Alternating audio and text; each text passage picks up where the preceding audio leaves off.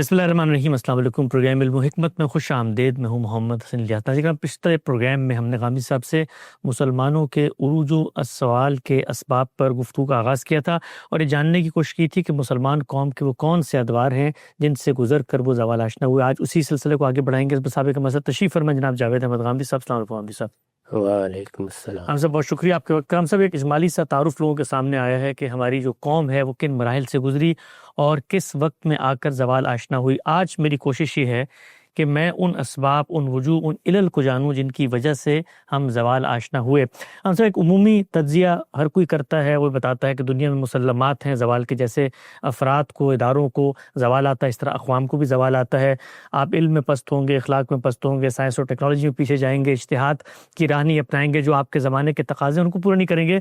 لیکن ایک اور زاویے سے میں بات کو شروع کرنا چاہتا ہوں۔ کچھ مورخین اور کچھ مبصرین جنہوں نے علوم عمرانیات اور تاریخ پہ غور کیا، وہ مسلمانوں کے زوال کی بنیادی وجہ ان چیزوں کے علاوہ بھی کچھ سمجھتے ہیں۔ مثال کے طور پہ ٹوائن بی ہیں یا برنارڈ لوئس ہیں، وہ یہ کہتے ہیں کہ یہ معاملہ صرف اس لیے نہیں ہوا کہ داخل میں مسلمان اس قابل نہیں رہے تھے، بلکہ دنیا کی حرکیات میں ایک بڑی تبدیلی آئی کہ ایج آف جو فیتھ تھا، عصر الایمان تھا، اس کا خاتمہ کچھ عالمی اسباب کے تحت ہوا، اور اس کی وجہ سے صرف مسلمان نہیں بلکہ مسیحیت بھی زوال آشنا ہوئی ہے ایک لحاظ سے۔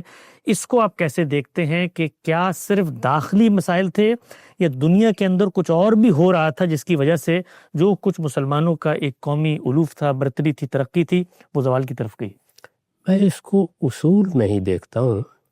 میرے نزدیک کسی بھی قوم کو جب اللہ تعالیٰ یہ موقع دیتا ہے کہ وہ دنیا کے اسٹیج پر نمودار ہو، تو موقع کس طرح دیتا ہے، یہ حقیقت ہے کہ اس کا جتنا بھی آپ تجزیہ اور تحلیل کر رہے ہیں، کوئی متعین بات نہیں کہی جا سکتی۔ دے دیتا ہے موقع اللہ تعالیٰ، اس کے اسباب کیا پیدا ہوتے ہیں کچھ بیان کیے جا سکتے ہیں، وہ ہم نے مسلمانوں کے بھی بیان کیے تھے، لیکن اللہ تعالیٰ نے خود قرآن مجید میں یہ بیان کیا ہے اور اس کو اپنی ایک سنت کی حیثیت سے بیان کیا ہے کہ میں مختلف قوموں کو ایک ترتیب کے ساتھ یہ موقع دے رہا ہوں کہ وہ دنیا کے مسرح پر نمودار ہوں اور وہاں آ کے جو موقع ان کو ملا ہے اس سے فائدہ اٹھائیں۔ ٹھیک۔ اس کے بعد اللہ تعالیٰ کا قانون روب عمل ہو جاتا ہے، اس میں وہ بعض اوقات اپنے آپ کو برقرار رکھ پاتی ہیں اور بعض اوقات زوال میں مبتلا ہو جاتی ہیں، لیکن یہ طے ہے کہ ان میں سے ہر ایک کو ایک دن ختم ہو جانا ہے۔ صحیح۔ اس کو بیان کیا ہے کہ دونوں میں سے ایک صورت ہو جائے گی، معذبوہا اور مہلکوہا، یعنی یا یہ ہوگا کہ اللہ تعالیٰ کسی قوم کی طرف اپنے پیغمبر کو مبعوث کریں گے، اس کے نتیجے میں اس پر اللہ کی حجت تمام ہو جائے گی، پھر اس کا خاتمہ کر دیا جائے گا۔ یہ تعذیب کی صورت ہے، یہ معاملہ ختم ہو گیا۔ رسالت مآب صلی اللہ علیہ وسلم پر نبوت ختم ہو گئی، رسالت کا سلسلہ ختم ہو گیا، چنانچہ اب یہ معذبوہا تو نہیں ہوگا، لیکن دوسری صورت کیا ہے، او مہلکوہا، یعنی وہ قوم آہستہ آہستہ ہلاک ہو جاتی ہے، جس طرح انسان ہلاک ہوتے ہیں، یعنی اس کے اندر سے قوت ختم ہوتی ہے، اس کے اندر سے حوصلہ ختم ہونا شروع ہو جاتا ہے، اس کے اندر آگے بڑھنے کی امنگ ختم ہونا شروع ہو جاتی ہے۔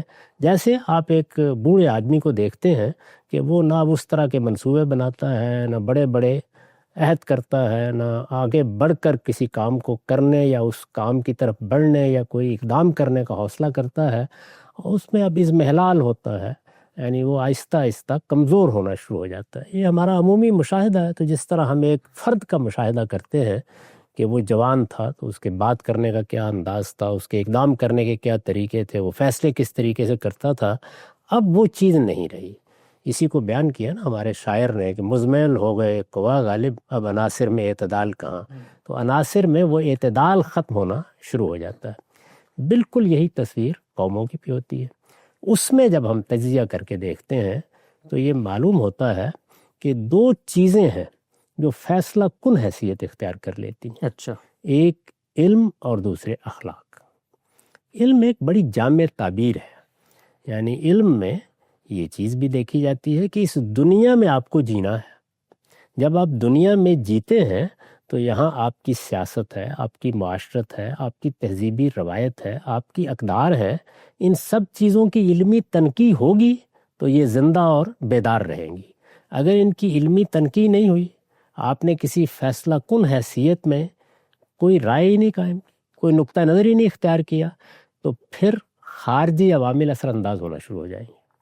یعنی باطنی طور پر ایک قوم کس جگہ کھڑی ہے، اس کو بالکل ایسے سمجھیے کہ ایک فرد کے اپنا شعور رکھتا ہے، اپنی خودی کا شعور رکھتا ہے، اپنے آپ کو پہچانتا ہے، وہ کیا ہے اس کے بارے میں بالکل واضح ہے، اور کیا ہے ایک امتیاز پیدا کرتا ہے دوسروں کے مقابل میں، کیا ہے، کیا اس امتیاز کا بھی اس کو شعور ہے، اور پھر اگر باہر سے کوئی چیز آ رہی ہے تو اس کا مقابلہ کرنے کے لیے اس نے اپنے ہاں کیا اہتمام کیا ہے۔ یعنی یہ ہو سکتا ہے کہ میں اپنی ذات پہ مگن رہوں اور میں تسبیح پڑھتا رہوں، آندھی اور طوفان اٹھ کے آ رہا ہے اور مجھے پرواہ نہ ہو۔ ٹھیک، یعنی انسان جب اپنے وجود کا شعور رکھتا ہے تو اس کی بھی حفاظت کرتا ہے، صحیح، انسان جب اپنے نظریے کا شعور رکھتا ہے تو اس کی بھی حفاظت کرتا ہے، جب اپنی تہذیب کا شعور رکھتا ہے تو اس کی بھی حفاظت کرتا ہے۔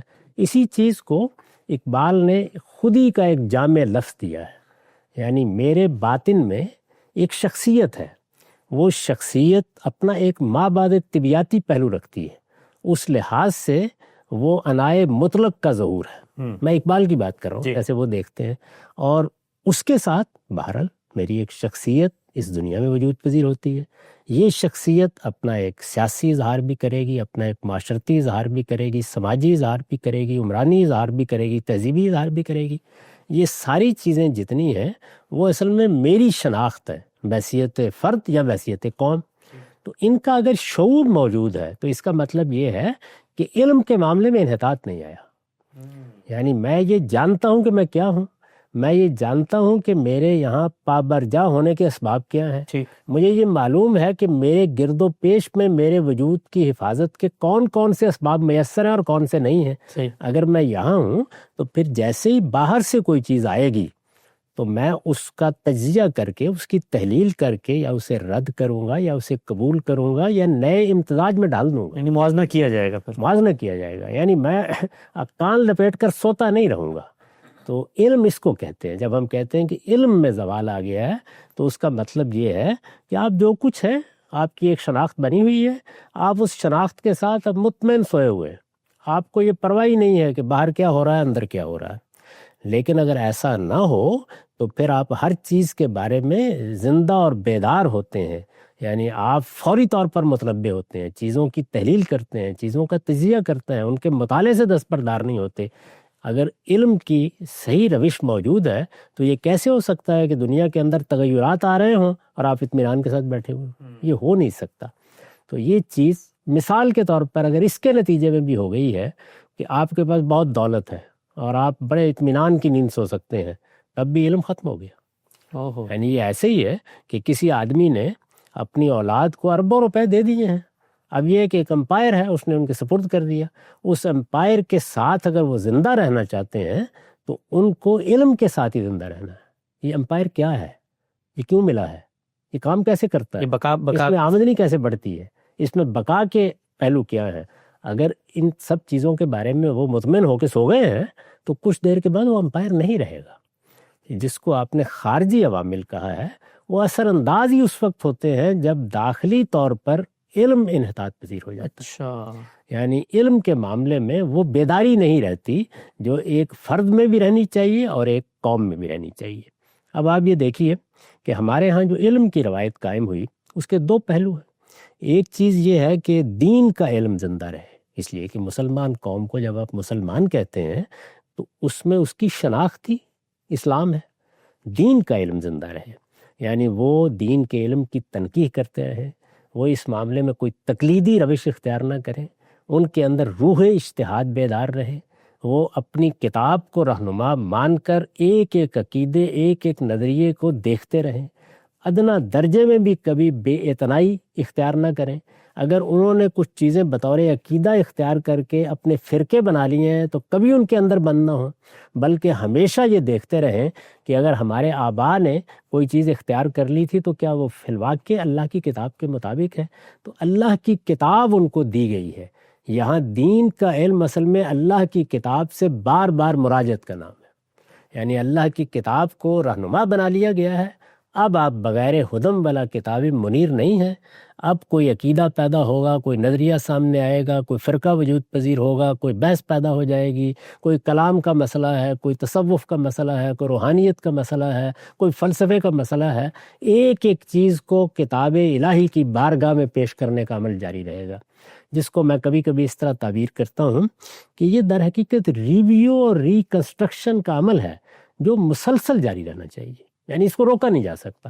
اگر یہ رک گیا یا اس کے بارے میں آپ نے طے کر دیا کہ نہیں، اب اس میں کوئی شخص جسارت نہ کرے کوئی بات کہنے کی، یعنی اب نہ ہم نظر ثانی کریں گے، نہ کسی چیز کو ریویو کریں گے، نہ کسی پر دوبارہ نظر ڈالیں گے، نہ کسی چیز کی تحلیل کریں گے، جو مان لیا وہ مان لیا، جو اختیار کر لیا وہ کر لیا، جو کچھ ترک کر دیا وہ ترک کر دیا۔ ہم نے اب ان سب چیزوں کو متعین کر لیا ہوا ہے، اب ہم نے بلکہ اس کا نام بھی رکھ لیا ہے، یہ ہم اہل تشیع ہیں، یہ ہم اہل سنت ہیں، یہ ہم معتزلہ ہیں، یہ ہم فلاں ہیں، یہ ہم فلاں ہیں۔ ظاہر ہے کہ اس کا مطلب ہی یہ ہے کہ آپ نے مسلمان کی جو شناخت آپ کو دی گئی تھی اس میں بعض چیزوں کو ایک خاص دور، چند افراد، اکابر کی ایک تعداد کے ساتھ منسلک کر کے خاتمہ کر دیا اس کا۔ تو اس کا مطلب یہ ہے کہ علم ختم ہو گیا، یعنی اب علمی روش دین میں بھی باقی نہیں رہی۔ ایک مختصر سوال کا یہ جو دین کے بارے میں جب آپ بات کرتے ہیں تو بار بار ہم نے آپ کی زبانی سنا ہے کہ دین تو انسان کو موت کی خبر دیتا ہے، آخرت کی اطلاع دیتا ہے۔ مثال کے طور پہ دین پر غور و فکر، دین کے علوم میں انحطاط آ بھی جائے تو اس سے دنیاوی ترقی جو ہے، جو اسباب کی دنیا کے اندر انسان کھڑا ہے، اس کا کیا ریلیشن شپ ہے؟ یعنی مثال کے طور پہ قرآن مجید کی غلط انٹرپریٹیشن ہو رہی ہے، تقلیدی روایت، اجتہاد سے آپ دور ہو گئے، لیکن اس میں دنیاوی اضمحلال یا دنیاوی انحطاط کا دین کے علوم پہ غور و فکر نہ کرنے سے کیا ریلیشن؟ میں ابھی یہی عرض کرتا ہوں، یعنی پہلے میں یہ واضح کرنے کی صحیح کر رہا ہوں کہ جب ہم کہتے ہیں علم میں انحطاط آ گیا تو ایک مسلمان قوم میں اس کا مطلب کیا ہے؟ ایک پہلو یہ ہے کہ اس کے ہاں جس دین کو وہ مانتے ہیں، جو ان کی شناخت ہے، اس دین کو سمجھنے، اس پر غور کرنے کے معاملے میں انحطاط ہو گیا۔ ٹھیک، ایک یہ انحطاط ہے۔ صحیح، یعنی اگر آپ زندہ ہیں، آپ کے ہاں چیزوں کی تحلیل ہو رہی ہے، آپ ہر چیز کا جائزہ لے رہے ہیں، آپ ایک ایک مسئلے کے بارے میں متنبع ہیں، آپ کے ہاں علمی فضا میں بحثیں جاری ہیں، آپ کے ہاں کوئی شخص بھی اگر کوئی بات کہتا ہے تو اس کو دلیل کی بنیاد پر قبول کیا جاتا ہے اور رد کیا جاتا ہے۔ عمومی رویہ یہی ہے، آپ کی یونیورسٹیوں میں، آپ کے کالجوں میں، آپ کے مدارس میں، آپ کی دینی درسگاہوں میں، آپ کی دانشگاہوں میں، ہر جگہ یہی روش ہے، یہی رویہ ہے۔ تو اس کا مطلب یہ ہے کہ جس دین کو آپ مانتے ہیں، جو آپ کی شناخت ہے، اس سے متعلق بھی آپ کے ہاں علم زندہ ہے۔ ٹھیک، علم میں کوئی انحطاط نہیں آیا۔ علم میں اختلافات موجود ہوں گے، وہ رہیں گے، لیکن اس میں کوئی انحطاط نہیں آیا۔ علم اس رویے کا نام ہے، یعنی آپ کے ہاں اساتذہ میں، آپ کے علماء میں، آپ کے محققین میں، آپ کے مجتہدین میں وہ روح زندہ ہے جس کو علمی روح کہا جاتا ہے۔ یہ معاملہ مسلمانوں کے ہاں آہستہ آہستہ ختم ہو گیا۔ اب اس میں کچھ منفرد آوازیں ہیں، یعنی ہم بعض بڑے لوگوں کا ذکر کریں گے اور یہ کہیں گے کہ وہ بیدار ہیں، وہ یہ کام کر رہے ہیں۔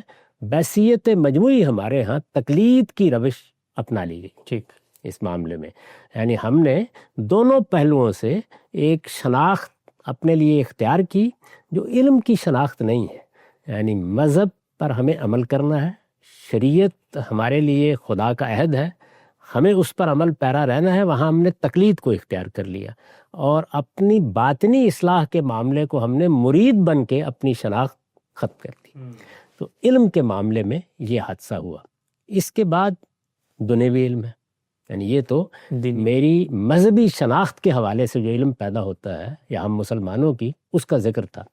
اب جو دنیا میں آپ کی شناخت ہے اس کے لحاظ سے ظاہر ہے کہ آپ کو معاشرتی علوم میں بھی تحقیق کرنا ہوتی ہے، آپ کو سائنسی علوم میں بھی تحقیق کرنا ہوتی ہے۔ سائنسی علوم کو آپ اس زمانے میں جس طرح یہ تعبیر بن گئی اس طرح نہ لیں۔ سائنسی علوم کا مطلب یہ ہے کہ اس دنیا میں جو مادی چیزیں ہمارے گرد و پیش میں پھیلی ہوئی ہیں ان کا مطالعہ کر کے ہم نے اپنے لیے اسباب بھی پیدا کرنے ہیں، سہولتیں بھی پیدا کرنی ہے، بہتری کا سفر بھی جاری رکھنا ہے، اور جو دنیا میں ہمارے وجود کو چیلنج درپیش ہو جاتا ہے اس کی حفاظت بھی کرنی ہے۔ یعنی وہاں پر بھی ایک علم چاہیے، وہ سائنسی علم ہے۔ اس کو آپ آج اس لفظ سے تعبیر کرتے ہیں، ماضی میں کسی اور لفظ سے تعبیر کر سکتے ہیں۔ وہ جب پہیہ بھی ایجاد ہو رہا تھا تو اس وقت اصل میں سائنسی علم ظہور پذیر ہو رہا ہے۔ تو سائنسی علم۔ دوسری چیز کیا ہے؟ دوسری چیز یہ ہے کہ جو آپ کو معاشرت آپ کے گرد و پیش میں ملی ہے، جن کو سوشل سائنسز سے ہم تعبیر کرتے ہیں، اس میں کبھی کمی نہ ہے. یعنی معاشرہ ہے، معاشرہ اپنا تعامل پیدا کرتا ہے، اس میں ظاہر ہے کہ کوئی سیاسی نظام بننا ہے. سیاسی نظام بننا ہے تو کچھ اس کے افکار ہوں گے، کچھ نظریات ہوں گے، کچھ اس کی بنیادیں ہوں گی. اس کو بھی ایک سائنس کے طریقے پر ارتقا پذیر رہنا چاہیے. یعنی حالات میں تبدیلیاں آئیں گی، تمدن میں تبدیلیاں آئیں گی، سائنسی علوم کی ترقی کچھ مسائل پیدا کرے گی، ان کو سوسائٹی سے متعلق کرنا ہے.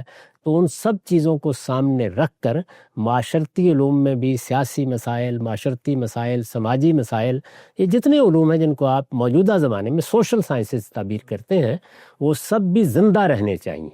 وہ کیا کر رہے ہوں گے؟ یعنی وہ سیاسی عمل کی تحلیل کر رہے ہیں، وہ معاشی عمل کی تحلیل کر رہے ہیں، وہ سماجی عمل کی تحلیل کر رہے ہیں، وہ تہذیبی عمل کی تحلیل کر رہے ہیں.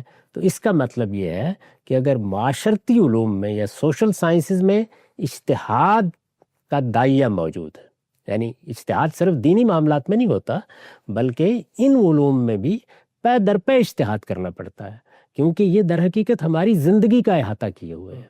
اگر آپ کو کوئی چیز بالاجمال کہی گئی ہے تو اس نے زمین پر آنا ہے، یا وہ سیاست کے کسی نظام میں آئے گی، یا معاشرت کے کسی نظم میں آئے گی، یا معیشت کے کسی نظام میں آئے گی، یا تہذیبی روایات میں آئے گی. ان کی تنقیح کا کام بھی اسی طریقے سے لازماً ہوتے رہنا چاہیے. تو دونوں چیزیں آپ ذہن میں رکھیے. یعنی وہ سائنسی علوم جن کو اب ہم سائنسی علوم کہتے ہیں یا نیچرل سائنسز سے تعبیر کرتے ہیں، جس میں ہم اپنے لیے سہولتیں پیدا کرتے ہیں، آلات پیدا کرتے ہیں، ذرائع پیدا کرتے ہیں، یہ سب وہی چیزیں ہیں. یعنی ہمیں اللہ تعالیٰ نے جو حواس دیے ہیں اور جو آلات دیے ہیں، حواس کے ذریعے سے مادی کائنات سے ہمارا تعلق پیدا ہوتا ہے، جو ظاہری حواس ہیں، اور آلات دیے ہیں، میرے ہاتھ ہیں، پاؤں ہیں، انہی کو میں کام میں لا کر اپنے لیے سیاست اور معیشت کے معاملات طے کرتا ہوں. ان کی قوت کو ہم بڑھاتے چلے جاتے ہیں. تو یہ جو سائنسی علم ہے، یعنی جس کے ذریعے سے ایجادات ہوتی ہیں، نئی نئی چیزیں ہماری سہولت کے لیے پیدا ہوتی رہتی ہیں، اس کو بھی پوری طرح زندہ رہنا چاہیے، کیونکہ اس کے بغیر زندگی آگے بڑھ ہی نہیں سکتی. بالکل ٹھیک. اور معاشرتی علوم بھی. کیوں؟ اس لیے کہ جس طرح یہ میری ضرورتیں ہیں، یعنی اگر میں کسی گرم علاقے میں رہتا ہوں تو مجھے اس میں کچھ اپنی سہولت کے لیے ٹھنڈا کرنے کا اہتمام کرنا ہے. اگر میں سخت سردی میں رہتا ہوں تو اپنے آپ کو کچھ گرم رکھنے کا اہتمام کرنا ہے. یہ ایک سادہ مثال ہے. اسی پہ آپ قیاس کر لیجئے کہ میری جتنی جبلی تقاضے ہیں، مجھے جس طرح کی سہولتیں درکار ہیں، وہ ظاہر ہے کہ یہی علم میرے لیے پیدا کرے گا. اور دوسری جانب میں ایک معاشرتی حیوان بھی ہوں، یعنی میرے اندر جو شخصیت ہے اس نے ہر حال میں تعامل پیدا کرنا ہے. تعامل پیدا کرنا ہے تو تعامل ہی اصل میں وہ چیز ہے جس کو ہم سوشل سائنسز تعبیر کرتے ہیں، معاشرتی علوم سے. تو وہاں پر بھی مسلسل ترقی ہونی چاہیے، نظام بننے ہیں، نظام بننے چاہیے، نظام کی تحلیل ہوتی رہے، نئے ماڈلز آئے ہیں، نئے ماڈل سامنے آتے رہنے چاہیے. یعنی جب بھی آپ کوئی نظام بنائیں گے تو تھوڑے دنوں بعد معلوم ہوگا انسانی معاملات سب ایسے ہی ہیں کہ اس میں کچھ عدم توازن ہو گیا ہے، پھر اس کو درست کرنا پڑتا ہے، پھر درست کرنا پڑتا ہے. یعنی وہ نقطہ اعتدال دریافت کرتے رہنا پڑتا ہے. اس کے بغیر آپ دنیا میں نہیں رہ سکتے. ٹھیک. اب اس کے بالکل برخلاف ذرا یہ دیکھیے کہ دو اور علوم بھی ہیں. ایک جس کو ہم قدیم فلسفے سے تعبیر کرتے ہیں، اس میں بعض ما بعد طبیعیاتی حقائق تک پہنچنے کی صحیح کی جاتی ہے. جیسے مثال کے طور پر وجود کی بحث ہے. اس میں یہ دیکھا جاتا ہے کہ کیا وجود کو وحدت حاصل ہے، کیا وہ کثرت کو ابتدا ہی سے اپنے اندر لیے ہوئے ہے. اگر کثرت کو ابتدا سے لیے ہوئے ہے تو اس کے جو مختلف مراحل ہمارے تصور میں آتے ہیں وہ کیا ہیں، ثبوت کیا چیز ہے، وجود کیا چیز ہے، اور موجود کیا چیز ہے. یعنی یہ ساری بحثیں وہاں پیدا ہو جائیں گی. اسی طریقے سے ہم اس کائنات کا مشاہدہ کریں گے، مادہ اصل ہے، ذہن اصل ہے، یہ جتنا ریلیشن شپ ہے اس میں بہت سے مسائل پیدا ہوں گے. تو ما بعد طبیعیاتی حقائق کیا ہیں، یعنی کیا فی الواقع ماورا کچھ ہے یا نہیں ہے. اسی طریقے سے ہمارا جو اخلاقی وجود ہے وہ بھی حکم لگا رہا ہوتا ہے چیزوں کے بارے میں. اس کی احساس کیا ہے، یعنی کیا وہ کوئی ہمارا باطنی احساس ہے، کیا وہ ہمارے اندر کوئی الہام کردی کوئی چیز ہے، کیا وہ ہم اپنی پیدائش کے وقت ساتھ لے کے آئے ہیں، کیا ہم نے دنیا میں تعامل سے اس کو اخذ کر لیا ہے. تو ما بعد طبیعیات اور اخلاقیات یعنی میٹا فزکس اور ایتھکس، یہ چیزیں ظاہرہ انسان کا موضوع رہی. یہ چیزیں انسان کا جب موضوع بنتی ہیں تو یہ بڑی حد تک غیر معمولی ذہنوں کو اپنی طرف متوجہ کر لیتی ہیں. یعنی خالص فلسفہ یہی ہے. باقی جتنے علوم ہیں وہ بھی فلسفے ہی کے بطن سے پیدا ہوئے ہیں. تمام سماجی علوم، لیکن وہ اپنی اپنی الگ شناخت بھی بنا چکے ہیں اور اپنی حیثیت بھی منوا چکے ہیں۔ لیکن جس وقت آپ کے ہاں ذہین ترین لوگ یہ محسوس کریں کہ ان کو انہی دو چیزوں میں اپنی ساری قوت صرف کرنی ہے، اور اس کے ساتھ پھر روحانی مقامات، روحانیت، نفسی علوم، یہ چیزیں بھی ان کی توجہ کا موضوع بن گئی ہیں، تو اس میں کیا ہوگا، آپ میں جو اعلیٰ درجے کی ذہانتیں پیدا ہوں گی، ان کے اشتغال کا مرکز فلسفہ اور تصوف بنے گا۔ بہت ہے، یہ دونوں چیزیں دنیا میں موجود ہیں۔ تو ہم مسلمانوں کے ہاں علم کا جب انحطاط ہوا ہے تو اس میں سائنسی علوم اور معاشرتی علوم وہ ہمارے علم کا محور و مرکز اس طرح نہیں بنے۔ پوری تاریخ میں آپ یہ دیکھیے، عمرانیات کا ایک بڑا ماہر ہم نے پیدا کیا ہے جس کو اس کا بابا اعظم کہا جا سکتا ہے، ابن خلدون، لیکن آپ پھر یہ دیکھیں کہ کیا پے در پے وہ ایک علم بن کر ہمارے ہاں ایک سماجی سائنس کی صورت اختیار کر گیا؟ ایسا نہیں ہوا، بڑے لوگ نہیں پیدا ہوئے، یعنی بڑے لوگ اس میں پھر پیدا نہیں ہوئے۔ ہمارے ہاں جو لوگ مختلف علوم میں رہنمائی کرنے کے لیے اٹھے، ان میں سے سب کا آپ جائزہ لے کے دیکھ لیں اور ایک فہرست بنا لیں، آپ کو یہ معلوم ہوگا کہ زیادہ تر لوگوں کا اشتغال فلسفے اور تصوف سے رہا۔ یہ جو غیر معمولی لوگ پیدا ہوتے ہیں، اصل میں دنیا وہی بناتے ہیں، علم کی تحلیل وہی کریں گے، نئے نئے نظریات وہی لائیں گے، ریکنسٹرکشن، ریویو، نظر ثانی، یہ سب وہی کریں گے، اجتہادی بصیرت کے ساتھ معاملات کا جائزہ وہی لیں گے۔ تو جو چیزیں ہماری ضرورت تھیں اور ہوا اور پانی کی طرح کی ضرورت تھیں، وہ کیا تھے؟ سائنسی علوم، معاشرتی علوم۔ اگر سب ذہین لوگوں کے اشتغال کا وہ مرکز نہیں بنے اور اس کے بجائے فلسفہ اور تصوف مرکز بن گیا ہے، تو اس کا مطلب یہ ہے کہ آپ اس دنیا سے اپنا رشتہ الگ کر رہے ہیں۔ اور دوسری جانب کیا ہے، اگر مذہب کے معاملے میں وہ زندگی اور وہ حرارت باقی نہیں رہی تو آپ کی شناخت مسلمان کی تھی، وہ شناخت ختم ہو جائے گی، یعنی آہستہ آہستہ تحلیل ہو جائے گی۔ اس کی جگہ جو فرقے اور گروہ بنیں گے، کیونکہ وہی تقلید کے اصول پر بننے چاہیے اور بنتے ہیں، وہ پھر غلبہ پا لیں گے، تو آپ کی اصل شناخت وہ بن جائے گی۔ آپ پہلے اہل سنت ہوں گے، بعد میں مسلمان ہوں گے، پہلے اہل تشیع ہوں گے، بعد میں مسلمان ہوں گے۔ اسی طریقے کی مختلف شناختیں، یہ معتزلہ ہیں، یہ فلاں ہیں، یہ فلاں ہیں، یہ بنتی چلی جائیں گی۔ یہ ہمارے ہاں علم کا انحطاط ہے۔ یعنی جب میں کہتا ہوں کہ علم میں انحطاط آ گیا تو اس کا مطلب یہ ہے، یعنی مذہبی علم زندہ علم نہیں رہا، اس نے اپنے اپنے عقائد کی فہرستیں بنا کر اس کو مختلف گروہوں کی صورت میں یا فرقوں کی صورت میں منظم کر لیا ہے، وہی اب ان کی حقیقی شناخت ہے۔ وہ اس مطلق شناخت پر نہیں کھڑے کہ ہم مسلمان ہیں، ہمارے پاس اللہ کی کتاب ہے، یہ ہمارے لیے رہنما ہے، ہم نے اس کی روشنی میں ایک ایک چیز کا جائزہ لینا ہے۔ کوئی آدمی زبان کھولے گا، کوئی فکر پیش کرے گا، اس کی روشنی میں جائزہ لیں گے، اور یہ جائزہ لینے کا عمل ایک آدمی، دو آدمی وہ کرتے رہے۔ ایسا نہیں ہے کہ تاریکی چھا گئی اور کہیں روشنی نہیں رہی، لیکن یہ کہ بحیثیت مجموعی پوری قوم کا مزاج یہی ہو، ہر یونیورسٹی میں، ہر ادارے میں، ہر مدرسہ فکر میں یہی کام ہو رہا ہے، انہی چیزوں کی تحلیل ہو رہی ہے۔ یہ فضا ہمارے ہاں آہستہ آہستہ ختم ہو گئی، اور اس کے لازمی نتیجے کے طور پر یہ بھی ہوا، ظاہر ہے کہ مذہب ہمارے اخلاق کی بھی حفاظت کرتا ہے، تو جو ہمارے اخلاقی وجود کے بڑے خصائص تھے وہ بھی اصل میں مذہبی رسوم کی نظر ہو کے رہ گئے۔ یعنی وہ اب جو تقلید نے مسائل پیدا کیے ہیں وہ زیادہ توجہ کا مرکز بن گئے۔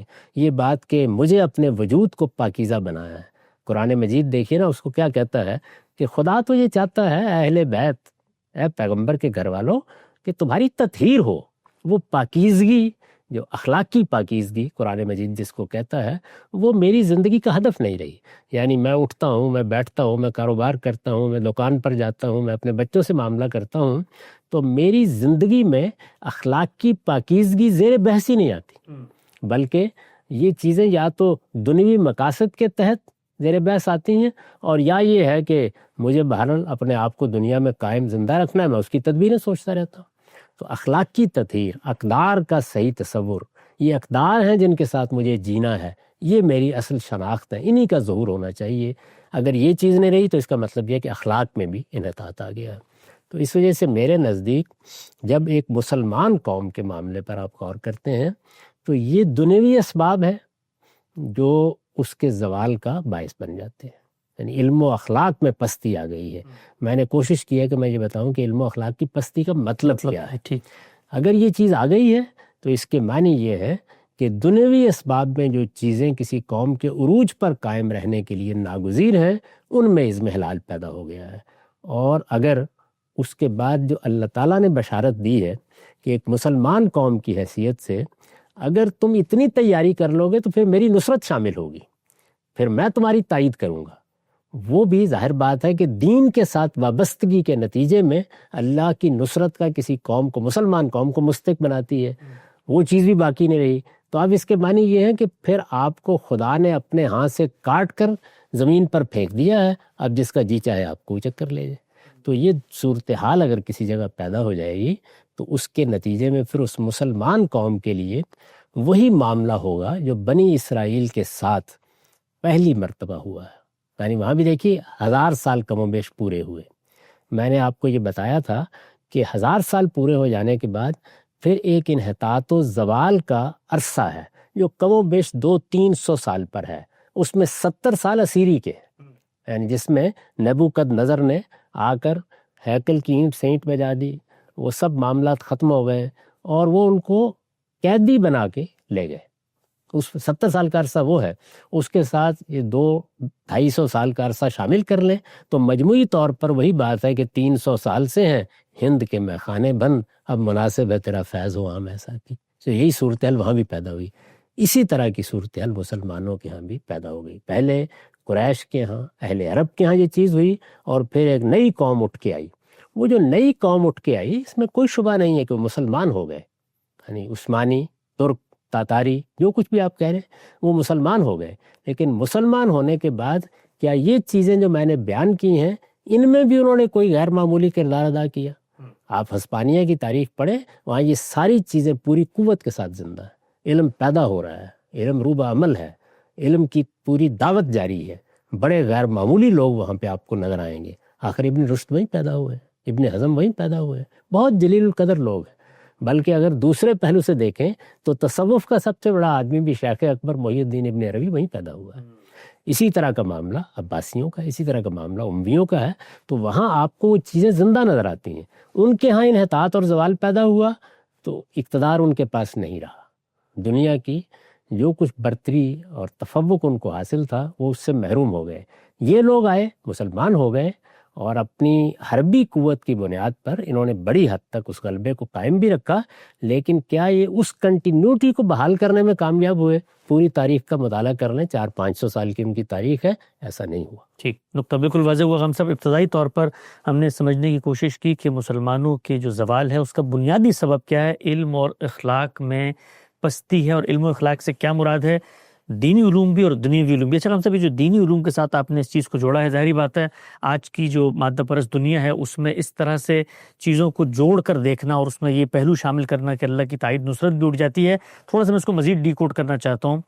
یہ جو آپ نے سرشتہ دریافت کیا ہے کہ بھائی علوم کے اندر اجتہادی بصیرت کا خاتمہ اور تقلید، یعنی خود شناسی ختم ہو گئی، نہ خود کو جانتے ہیں نہ غیر کو جانتے ہیں جو کچھ دنیا میں ہو رہا ہے، اس کا ذرا کوئی بنیادی سبب مجھے بتائیے گا۔ یعنی 300 سال گزر گئے ہیں، 3 براعظموں پہ مسلمانوں کی حکومت ہے، کیا عقل یہ کہتی ہے کہ ایسے موقع پر آپ کا دین، آپ کا فلسفہ، آپ کے افکار، آپ کے خیالات کہیں چیلنج ہی نہیں ہو رہے؟ جب کوئی چیز چیلنج نہیں ہوتی تو پھر اس کے اوپر ایک طریقے سے سستی آنا شروع ہو جاتی، لوگ اسی پر قائم و دائم رہ جاتے ہیں۔ تو ہمارے یہاں تقلید کے آغاز کا سررشتہ کیا ہے؟ یعنی تقلید کا یہ مرحلہ، کیونکہ آپ خود بھی کہتے ہیں کہ 3 صدی ہجری تک تفقہ فی الدین کی روایت جو ہے وہ مان پڑنا شروع ہو گئی، اس کی وجہ کیا بنی؟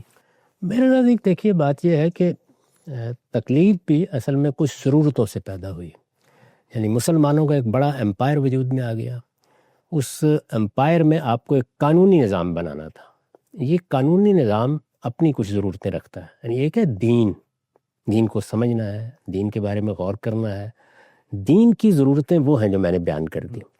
ایک ہے قانونی نظام استحکام چاہتا ہے، یعنی وہ اس کو برداشت نہیں کرتا کہ آپ ہر روز اس کو چیلنج کرتے رہے، اس میں یہ ضرورت ہوتی ہے کہ اس کو ذرا محکم کیا جائے۔ اس وقت بھی اگر آپ دیکھیں تو جو قانون کی بڑی روایتیں ہیں جیسے کامن لا ہے، جیسے سول لا ہے، ان میں بھی یہ اہتمام کیا جاتا ہے۔ قانون اپنے ہاں کنٹینیوٹی چاہتا ہے۔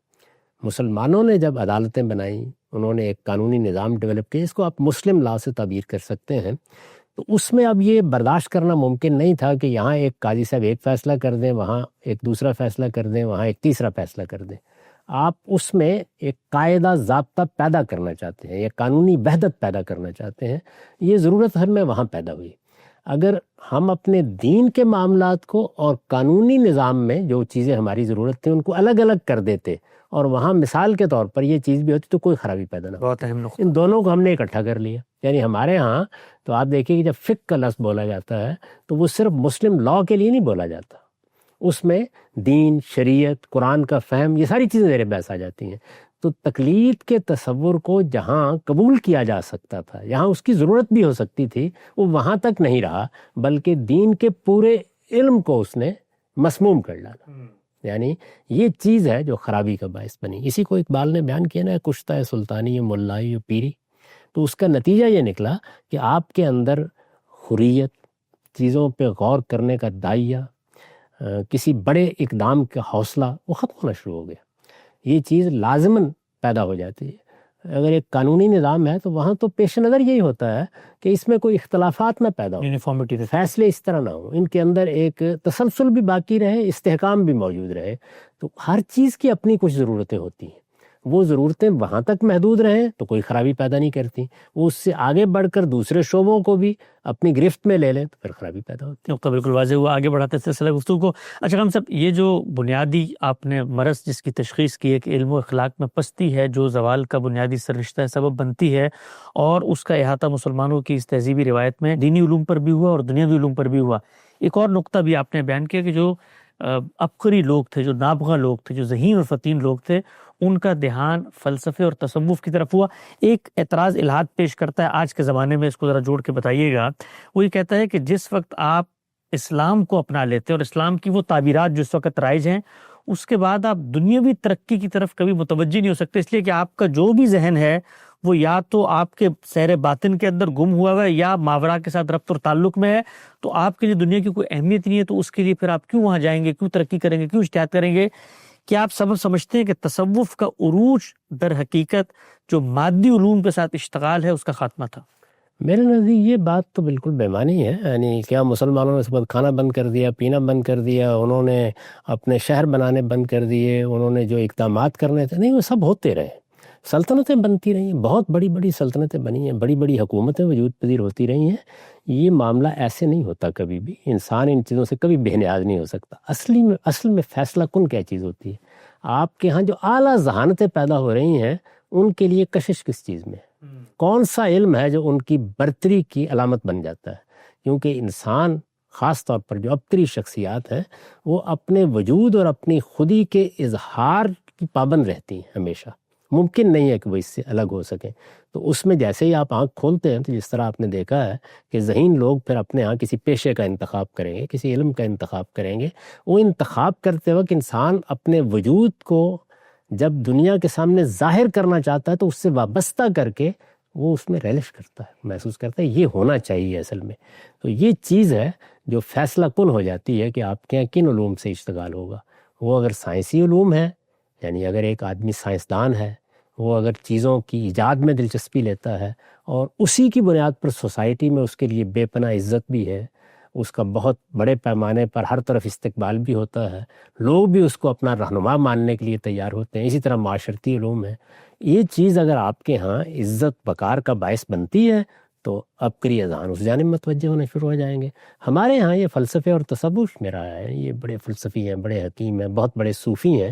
یہ چیز جس وقت آپ کے ہاں اباکرہ کو اپنی طرف متوجہ کرنے کا باعث بنے گی تو یہ ممکن نہیں ہے کہ باقی علوم میں غیر معمولی نتائج نکلیں۔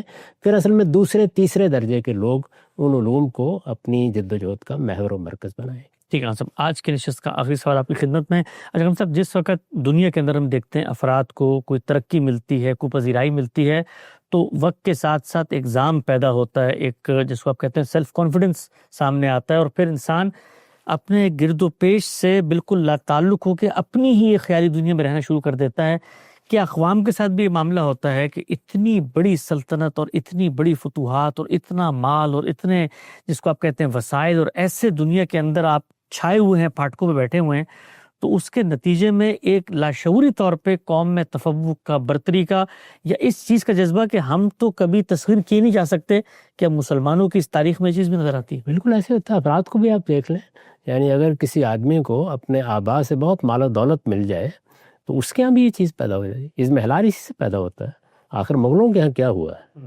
یعنی ان کے ہاں اگر آپ دیکھیں تو ان کے جو پہلے اکابر ہیں یا بڑے لوگ یہاں ان کے حکمران ہوئے ہیں، ان کے اندر وہ سارے اوصاف موجود ہیں بڑے حکمرانوں میں ہونے چاہیے. وہ اپنا دربار کیسے لگاتے ہیں، وہ فتوحات کا کس طرح گرد و پیش سے کیسے باخبر رہتے ہیں، یہی چیزیں آہستہ آہستہ مزمن ہونا شروع ہو جاتی ہیں. اب اس کے بعد کیا ہے؟ اس کے بعد یہ کہ آپ ایک قلعے میں بیٹھے ہوئے ہیں، بس ٹھیک ہے، آپ کی بادشاہی قائم ہے، آپ کو یہ خیال بھی نہیں ہوتا کہ یہ مجھ سے چھن جائے گی. تو یہ افراد کو اگر آپ دیکھیں تو ان میں بھی یہی چیز ہوتی ہے، قوموں میں بھی یہی چیز ہوتی ہے. جس وقت آپ عروج کو چھو لیتے ہیں اس وقت بیداری کتنی رہی، اس کو آپ نے برقرار رکھنے کی کتنی سعی و جہد کی، وہ چیز جب مزمن ہوگی تو اس کا لازمی نتیجہ یہی نکلے گا. اسی کو بیان کیا نا کہ طاؤس و رباب پھر آخر میں یہی ہوتا ہے. نقطہ بالکل واضح ہو گیا. آج ہم نے غم صاحب سے ڈسکس کیا کہ مسلمانوں کے زوال کے بنیادی اسباب داخل میں کیا تھے، خارج کی دنیا ان کے مقابل میں کیا کر رہی تھی، کیا تبدیلیاں آ رہی تھیں، علوم کا ارتقا کیسے ہوا، اور جس کی خود شناسی مسلمانوں میں نہیں تھی. سب کو زیر بحث آئے گا. وقت ہمیں ختم ہوتا ہے. دوبارہ حاضر خدمت ہوں گے. اب تک آپ کو کب ہوش.